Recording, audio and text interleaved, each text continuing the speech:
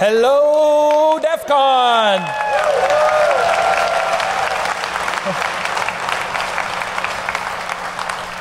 So I didn't make my 10 o'clock speech, so I want to just say a couple of words here before we introduce the man you're all here to see.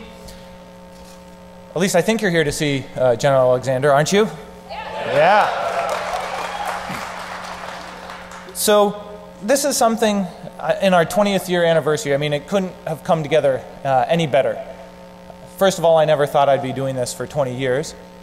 And second of all, I never thought I would have a director of the NSA and Cyber Command at the same time. So for me, it's something I've been trying to do for almost 15 years. More than half of the life of DEFCON I've spent trying to get someone from the NSA. And why the NSA? Well, they're kind of the spookiest, kind of least known about. And I grew up reading The Puzzle Palace and all my collection of spy novels. And you know, much like with hackers, people sort of fear what they don't know. You know, and we've all been through that. You guys are hackers. You can probably like walk through walls, right? You can sniff Wi-Fi with like, you know, your fillings in your teeth. And we sort of ascribe the same sort of technical capability to the NSA, but you know, they're human just like us. And something I try to do with DEFCON is I want to expose you guys from the very first DEFCON to people you don't normally see. Like, I'm sure you guys just don't hang out and have coffee with the general. And neither do I. So to me, it's really eye-opening to understand, you know, the world from their view, because I want to expose you to a larger sort of perspective. We're going to hear all this technical, sophisticated attacks, latest trends, but you probably won't really hear it from the horse's mouth how any of that fits into a larger world view. You know, I mean, well, I grew up thinking about the internet as a global space.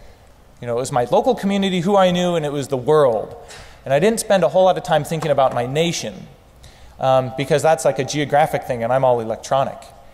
But you know, the reality is today, yeah, we live in a geographic space, and we have a country, and other people have countries. And now that the internet has grown to such a space, we're starting to have country-to-country conversations about, well, what does it mean? What's internet governance about? Do we have cyber treaties? You know, how is this all going to work going forward?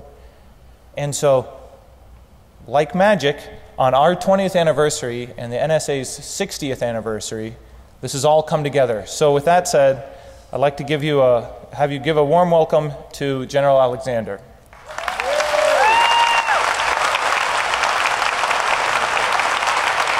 Thanks, Jeff. Can you hear me? So thanks. Honor to be here. It's an honor and a privilege to be here. You know, one of the things I want to talk about is the freedom domain, the internet, and what we can all do to work on this. And so I've got about 6 hours of presentation and slides that we'll cut down to some meaningful time for you. And I do want to give a chance for you to ask some questions. Hopefully they'll be easy ones, and I have a crew here that can answer the hard ones if I need to. To Jeff Moss, thanks so much for the invitation out here, and thanks for all you do to bring this community, what I consider the world's best cybersecurity community, together. Let's give them a big round of applause.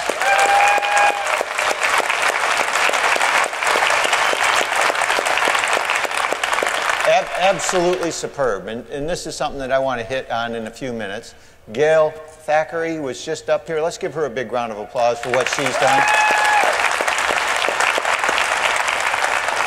And Dead Addict, where are you? Let's give him a round of applause too. Okay, so to show you that we have a sense of humor, maybe. This was Ken Olaf. Many of you know him. What happens to the feds that get spotted here? They get to clean up afterwards. And so, you know, he was the first one that was spotted out here, I think, in DEFCON 1, the first year. And he's almost off that sentence. He's got, you know, you can see he's on the last row in the parking lot. So 20 years of cleanup, and that's what happens to guys that get caught. We'll talk about that a little bit more. I have had a great time here this morning, absolutely superb. Oh, it's stuck. Shoot. Does anybody know how to operate this thing? You do? You know how? Can you come up here and help me out with this?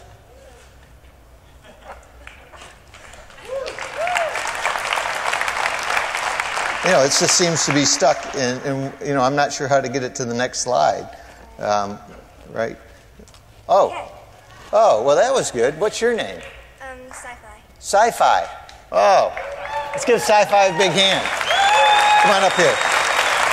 So, I don't know how many of you know SciFi. SciFi, we had a chance to go out to see the DEFCON kids this morning. I'll tell you, absolutely superb. You know, to see these young people and what you've set up there. And SciFi and a couple of others. Who are the other two? There's Chloe, Olivia. And then Kryptina we saw. Kryptina, yeah. Yeah, so those are the three that we saw this morning. Absolutely superb. And what SciFi has done is she won the 0-day exploit. In fact, she gave me a t-shirt and said I had to wear it, right? And I thought, well, what about the freedom domain? And she goes, there's nothing more important than DEFCON kids and what they've done. And I'll tell you, from my perspective, there's nothing more important than what you and your folks have done. So don't get nervous.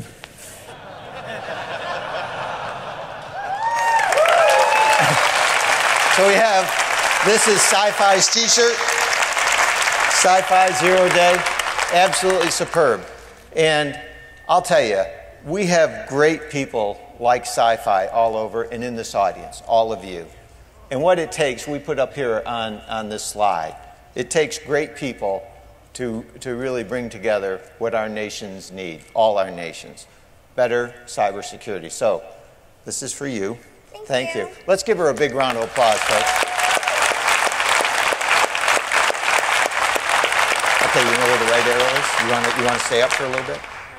Okay, all right. She's going to go down. So I'm on my own again. So one of the things I wanted to talk about, I did have a chance to actually go out and see everything around here. I didn't get to spend a lot of time. I am absolutely impressed with some of the stuff that's going on here. For barcode, the blood code stuff that's set up, and the fact that, let's give them a big round of applause. Absolutely superb. You know, that you would come together for somebody who has a need and give blood.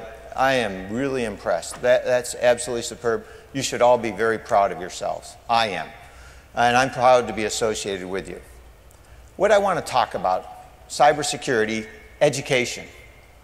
In this room right here, is the talent our nation needs to secure cyberspace. And there's some issues that we have with cyberspace when you look at it. First, you know, we need great people like SciFi that can help educate older people like me and some of the folks who don't really understand this. You folks understand cybersecurity. You know that we can protect the networks and have civil liberties and privacy. And you can help us get there.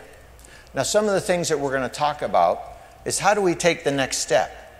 You know, there are some things that I'm working my way through to understand cybersecurity. I want to walk through those with you and see what we can do together to help secure cyberspace, build better tools, train and educate the American people and our allies and other nations on better cybersecurity. What does it take to get legislation? I had a chance to meet up with some of the EFF folks, and some of you know here and can help us show the world that you can actually do intrusion detection and prevention systems and ensure civil liberties and privacy. Showing that to the world is absolutely important because we can do both, and we need to do both. Back on my own. Just a minute, SciFi, we might need you here in a second. Oh, look at that. So, when you look at what's going on, and you look at the stuff here, you know, I was just looking at the phone system that you all set up here. You know, this is absolutely superb. You have your own little phone system, and it's running, and they handed out the phones to everybody. What is it called? The HackerNet? The NinjaNet.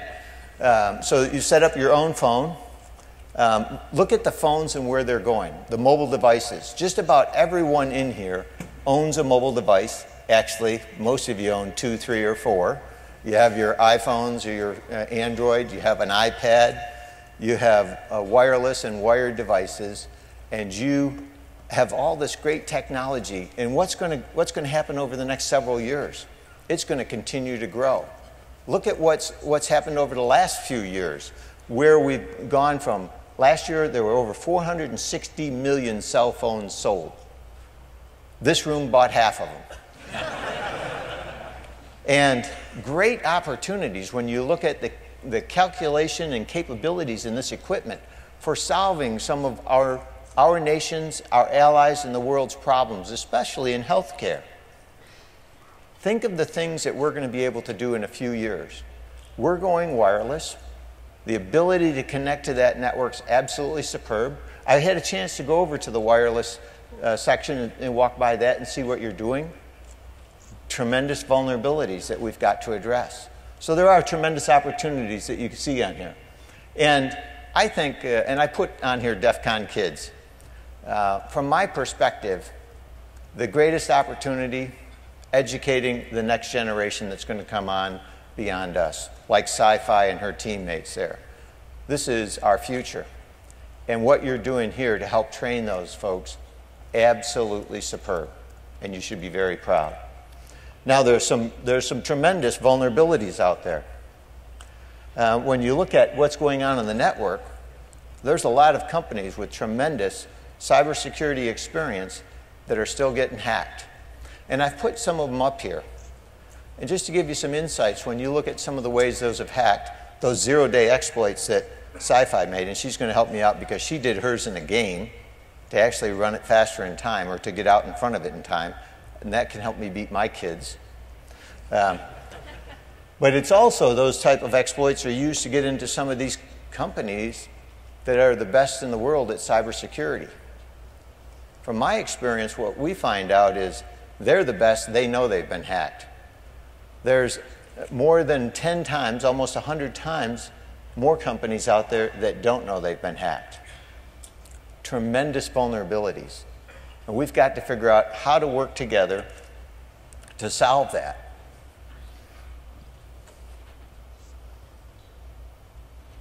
Okay, I'm getting better at this SciFi. That training session helped. So we have some shared challenges, and you can see those here. A global community with great risk from exploitation, disruption, and destruction. What do I mean by that? And why am I putting this up here? You can see that the last decade plus has been exploitation, cyber hacking, penetration testing, And you see disruption, distributed denial of service attacks.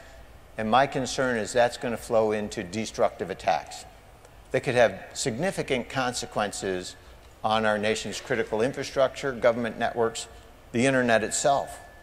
And we've got to figure out how to secure that. So we have a joint challenge because the reality is this is the community that helped build many of those tools that we're going to need.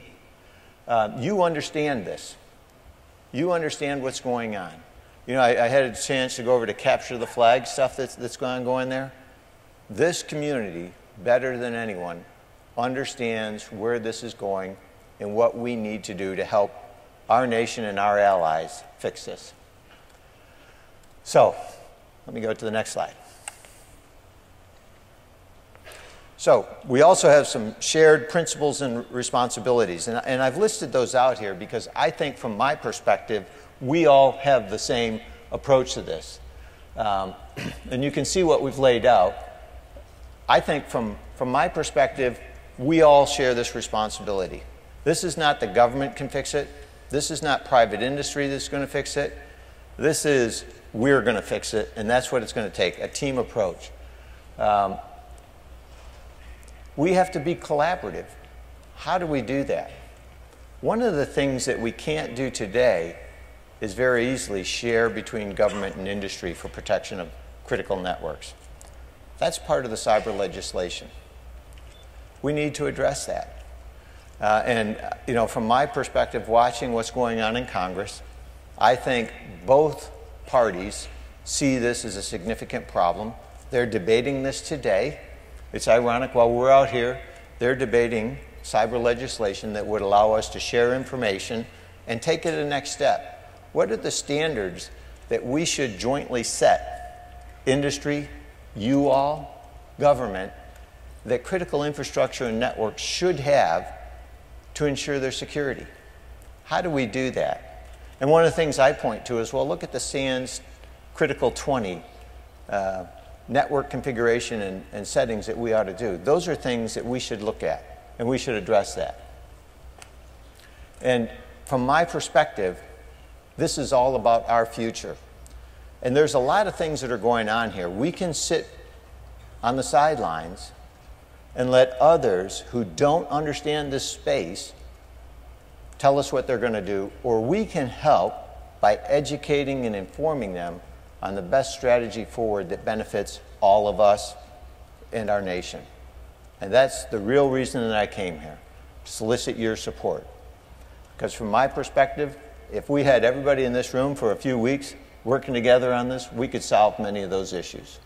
You have, that's right, you have the talent, you have the expertise, yeah, that's right, thank you. And you know, when I look out here and seeing some of the stuff that you're doing, absolutely superb. I know you're waiting to see if I turn around with this on here and trip up. So, let's talk a little bit about the technical side of this. I know that's what you really want to hear. You know, we have great folks in the government, just like you. As Jeff said, we have some tremendous folks. And when I look out at some of those folks and some of the things that we've developed, you can see it up here, some of the tools that you've developed. Think about it, SNORT, that intrusion detection system and how that's used. NMAP, the backtrack system, Metasploit, Nessus.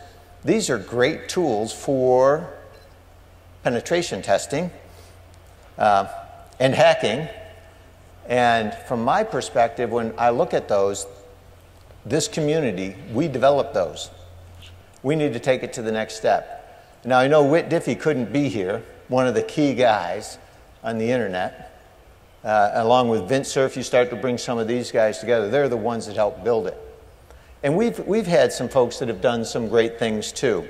And I just want to talk about that for a second so you know where we're coming from a government perspective. Because it doesn't need to be a separate set of objectives. We have a joint mission here, I think. So I started out with World War II. No, I did not fight in World War II. Let me just, I was only 9 at the time. No, when you look at World War II, the fate of our nation and our allies hung in the balance over some of these codes that you see up here. The Japanese codes, purple, JN25, and a series of those. And when you think about it, those are the codes that allowed us to win in the Pacific, Midway. Google that, not all at once. But when you look at it, some cryptologists were able to confirm that the Japanese were going to attack at Midway, allowing our Navy to get a strategic advantage. And they did it based on people like you, who broke the crypto thing, Cryptina, and were able to read that mail. Enigma. Enigma. There's a great story here on Enigma. The Allies, our allies, Poland, France, Britain, broke Enigma, the 3-rotor system, and we've got a couple out there. 3 times 10 to the 114th power. I was told to memorize it. I'm not sure why. Think about the possibilities, so to speak. And when you think about Enigma, by our ability to break that code. You got it. Oh, I thought, you know, I was at airborne training, so normally that means get ready to jump out of the airplane. 10 minutes. Okay, we'll do some of those Jody calls in a minute. That's right. Boom. It's better, if you're going to go to airborne training, it's better to have a chute on your back. I'm just telling you. So Enigma. Let's think about Enigma and what that did. The 3-rotor system gave us a strategic advantage. We sank many of the submarines that were sinking our ships that helped our allies in Europe. Admiral Dönitz, the German Navy, realized something was amiss, and he tried to get the engineers in Germany, their crypt people, to change it. And they said, there's no way this can be broken. It's impossible to break it. Aha! you all know we do the impossible every day. And so he had it on a fourth rotor. The fate of the world swung in their balance for 9 months while the Allies worked on breaking that. And there are some great stories about people who gave their lives to break that code. Some Navy folks who went aboard a sinking submarine and died getting Enigma machines to help us win that war. And think of this. If the Germans knew at that time that we could break those codes, they would have changed it, and the war may have come out vastly different. That is one of the key reasons the government has to keep secrets. It's not to keep them from you, it's to keep them from our adversaries, but if we share them too widely, everyone is going to know about those. And when you look at the Tiger teams and things that we've set up starting in the 1970s for people to go out and work on the networks, to actually get out there and see what could happen with these machines, it started in the 70s.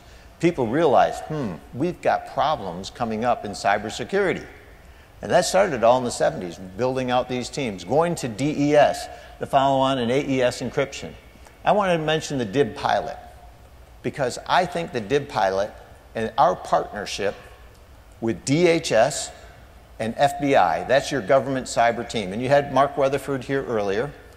I'll tell you, Mark is great to work with. Be nice to him. He's a good person. He's got a tough job on the DHS side. And FBI, tremendous people. Director Bob Mueller, absolutely one of the finest people in this country. Absolutely superb. His heart is in the right direction. What do we do as a team?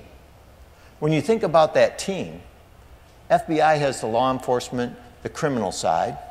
DHS is the public face to work with industry and the private section. NSA and Cyber Command, our job is to protect the nation from a cyber attack and foreign intelligence. Now here's the issue. If we can't see a cyber attack, how do you stop it? We could write essays on this, right? If you don't see a cyber attack, how do you stop it? Well, that's a good one, because that's where we are right now. Ironically, NSA does not sit around our country and look in. We have no insights if Wall Street is going to be attacked. So the DIB pilot is a pilot of how we can work with industry and get tips and cues. Think of this as the 911.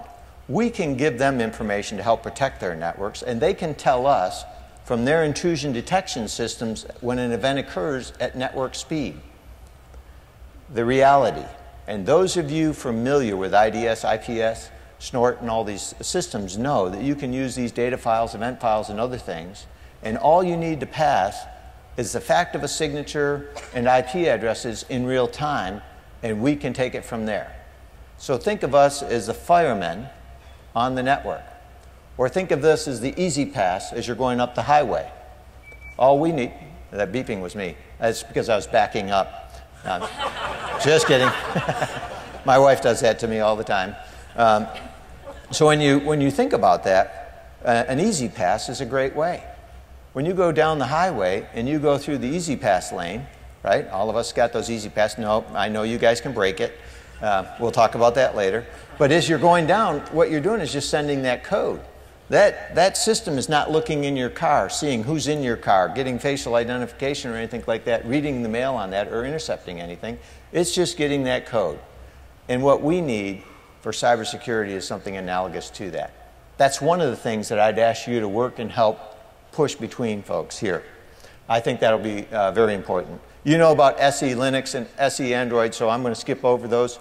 It shows that we're willing to push stuff out to industry to help provide more secure stuff. Here we are. No, I'm not going to say who's who, but we're separated at birth with a common cause. I know I got a long ways to go if I'm going to work out, so I'm perhaps halfway between Danny and the other guy there. I put this up there. I thought it was funny, but I also think it kind of sets the tone for what we should think of. You know, we have a common set of shared values. Many of the people that work for us have also worked with you and go back and forth. Becky Bates, look at what she did on intrusion detection systems and how she helped start a lot of the things going on in the company that she has now formed. Dave Ato, Ron Gula, great people working significant stuff that started out at NSA and now work closely with many of you. Think about Deb Franke, who worked at PNNL. She got funding from Becky Bass, and now she's the Deputy of Research at NSA. And you know other folks like Mudge and other ones like that that are in the government. We need great talent. We don't pay as high as some of the others. We're fun to be around. So think of it like that. But I do think that we have to have this interchange. So, some of the things that I want to talk about here, I know I'm going to get the hook,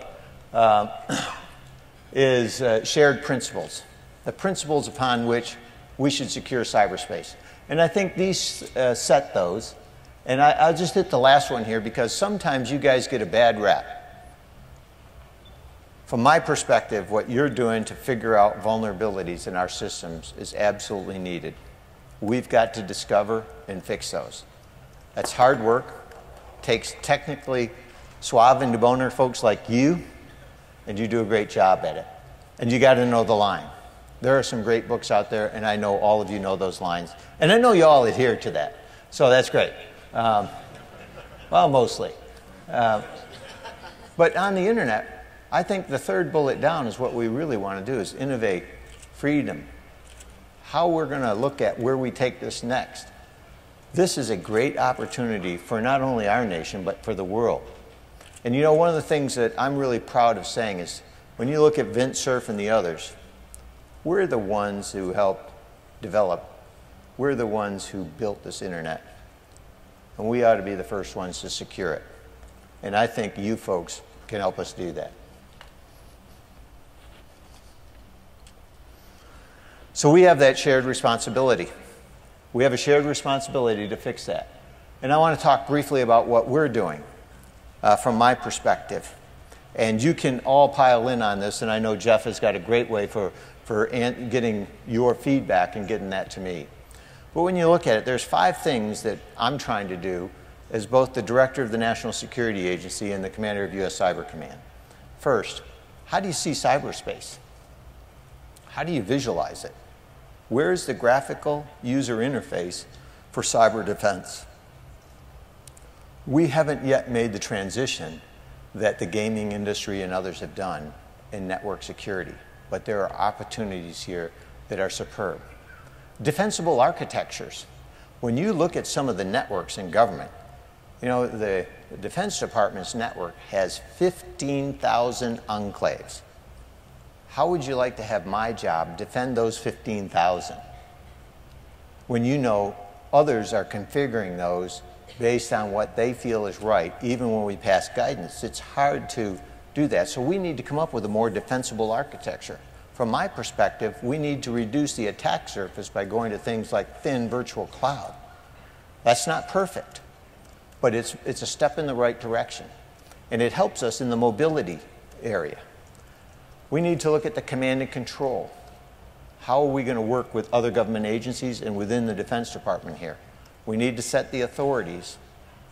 And I think that's where cyber legislation that's going on right now is so important for our country, both for the information sharing side and setting the standards.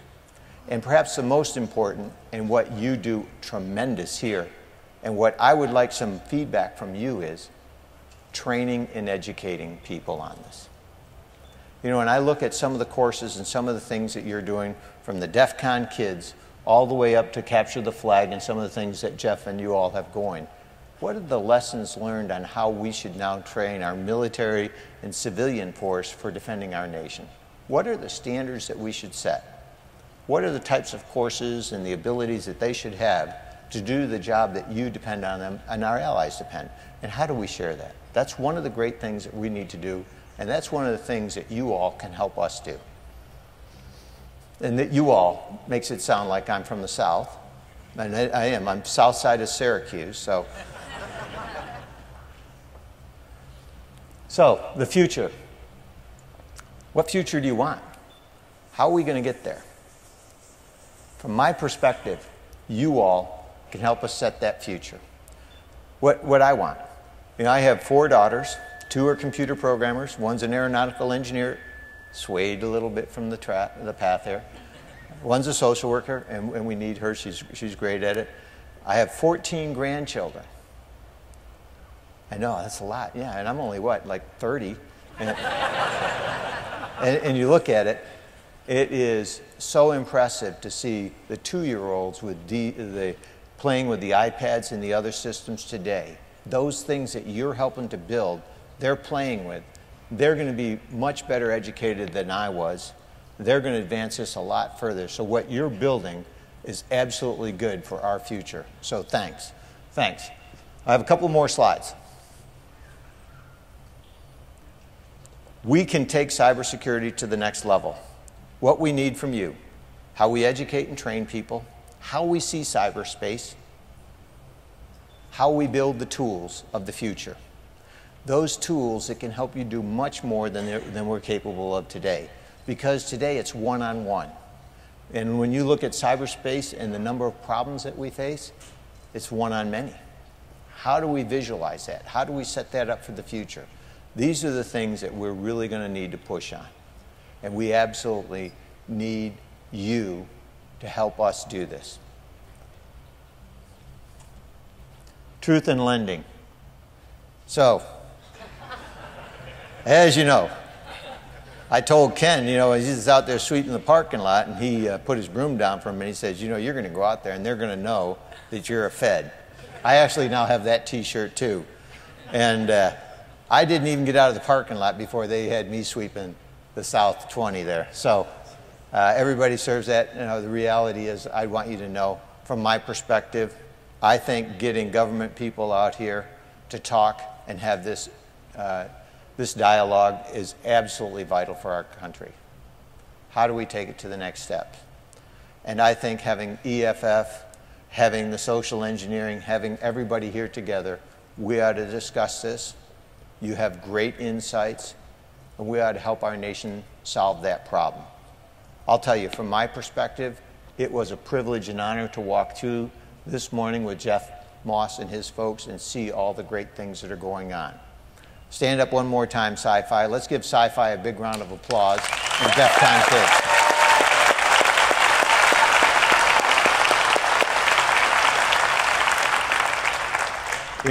Everybody said that I was important.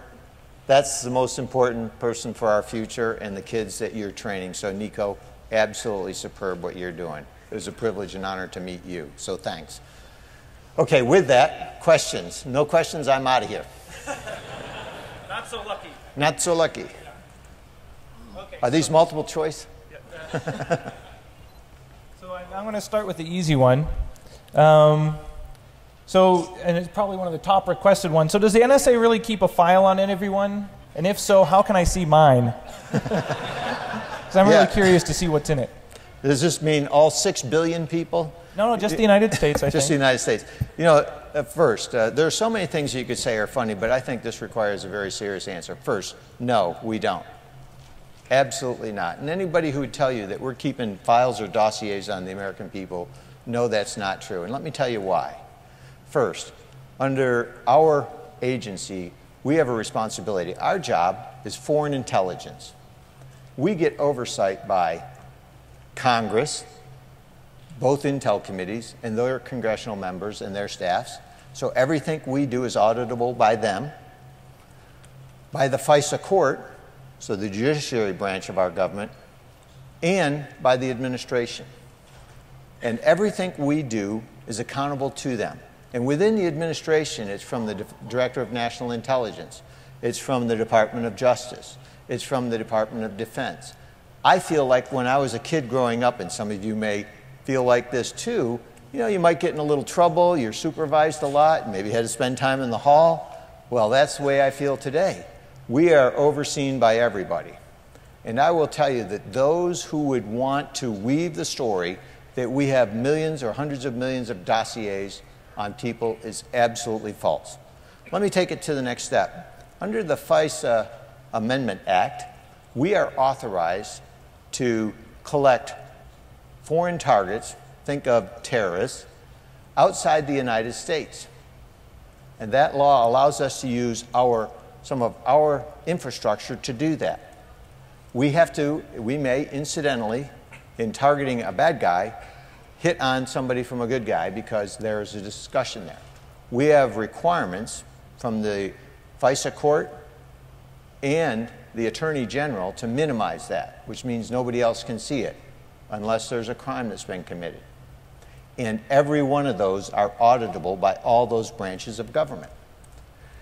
And so from my perspective, the people who would say that we're doing that should know better. With another thing, think of that, 260 million dossiers, or however many you'd come out. Let's see, if you're trying to maintain those dossiers, I'm not a real good mathematician, but let's say we have 20,000 people working that. How many files do each of us have to work? And I'm not that kind of a guy that's going to work all those files. So I think from my perspective, this is absolute nonsense. Next. So where do I get my file again? No, I'm just kidding. Okay, here's a question. I want to mix it up. Here's a question from the Twitterverse from Smart Alec. How has military thinking progressed to consider a million-front war? Is such a war winnable?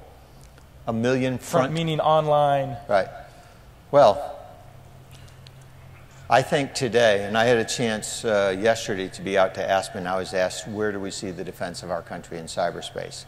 And we have some issues. We can't see that.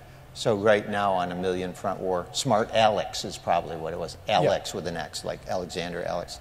That was a joke, I'm sorry, I work it. Oh, I can go slower. When you think about it, first we've got to be able to see it. Then we have to have the ability to share that information. And then we have to have what we talked about is the tools to actually take on a million front. And that's where you're going to have to come in and help us. And that's where we're going to have to work together. Because that's not something today that we're ready to do.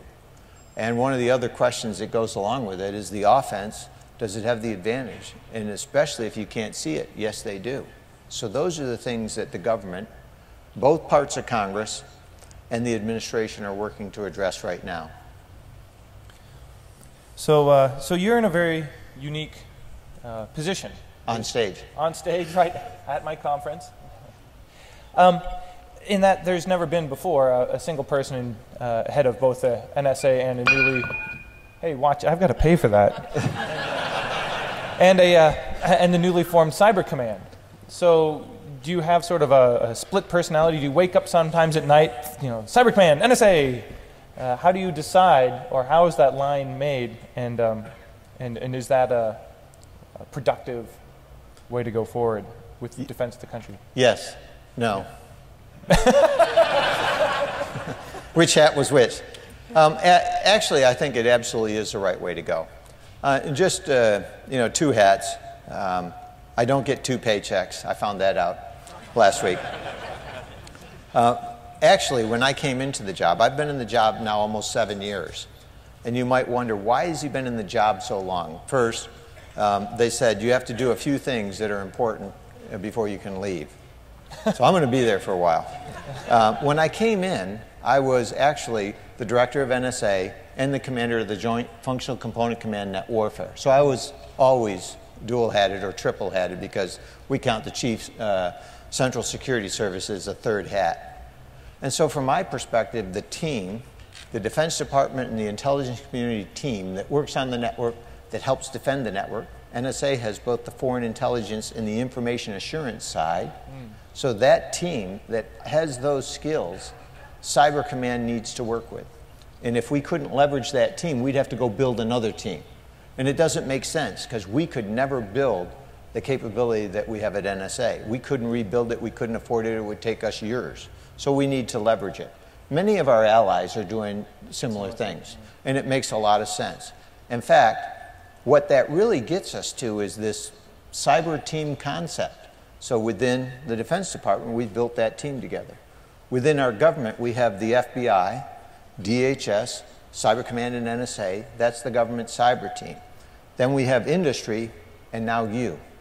That's the team our nation needs, and now we need to work with our allies to secure cyberspace.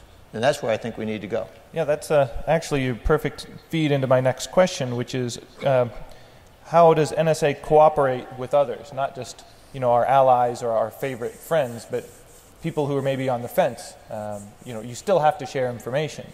So do you see that as a critical component of future success, is actually information sharing and reliance on other people, because you can't do it all yourself? You know, as I said, we have great people, and you know some of these great people. And what they take to their heart is we have a couple of missions that we have to perform. We don't want a terrorist attack on our country, and that's first and foremost in our mind. We don't want a cyber attack on our country. We don't want your